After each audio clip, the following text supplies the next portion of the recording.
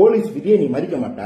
ஒவ்வொரு மேடையிலும் இந்த விதிகள்லாம் நம்மளை தடுத்துருமா, இந்த தடையெல்லாம் தாண்டி நாங்க வரமாட்டோமான்னு போலீஸ் விதிகளை அவமதிக்க உன் தொண்டர்களை வெறியேற்றிக்கிட்டே இருக்கு. சரி, கொடுத்த டைம்ல இருந்து 7 மணி நேரம் லேட்டா வரீங்க.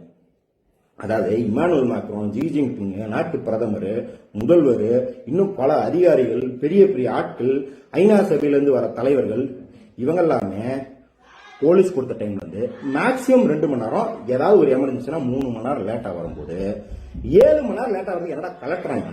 நீங்க என்ன சொல்ற அப்படின்னா 7 மணி நேரம் இவன் லேட்டா வருவான், எந்த விதியை மதிக்க மாட்டான். அந்த 7 மணி நேரம் வருவானா, இல்ல 10 மணி நேரம் லேட்டா வருவானா, 12 மணி நேரம் லேட்டா வருவானான்னு தெரியாம ஒரு 10,000 போலீஸ் அந்த ரோட்லயே தேவ் காத்துட்டு இருக்கணும் உட்காந்து.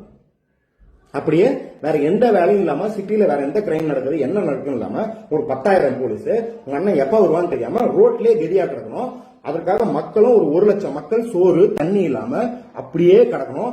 இது எந்த அக்கறையும் இல்லாம வருவான், வந்துட்டு கூடவே ஓட வைப்பான்.